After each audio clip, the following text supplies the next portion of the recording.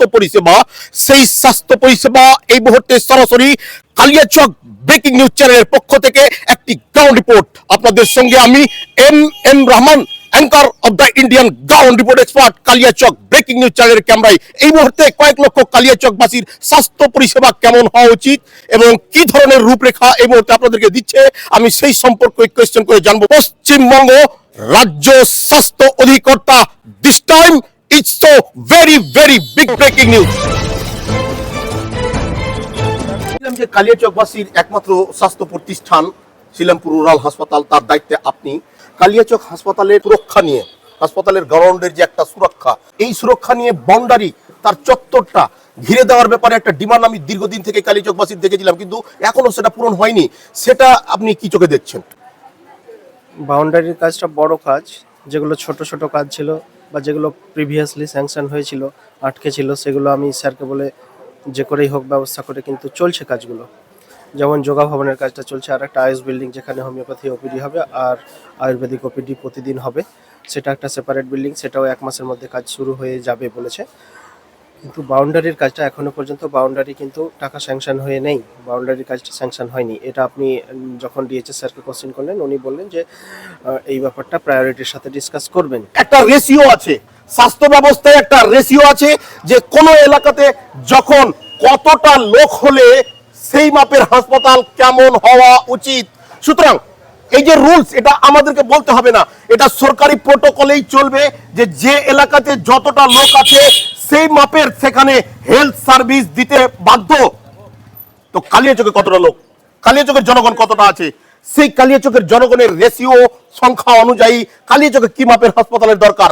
আমি এখানে মানে ওই জায়গায়, ওই জায়গাটা আপনারা দেখতে পাচ্ছেন, ওই জায়গাতে জেলা সমাহর্তা ডিএম হিসাবে তিনি পরিদর্শনে এসেছিলেন এই কালিয়াচক রুরাল হাসপাতাল। আর তখনই আমি জানতে চেয়েছিলাম যে কালিয়াচক হাসপাতালের যে পরিবেশ, সেখানে অনেক সময় দেখছি অবলা জন্তু জানোয়াররা এসে পেছাব পায়খানা করছে, বাউন্ডারি নেই, যার কারণে ঢুকে যাচ্ছে।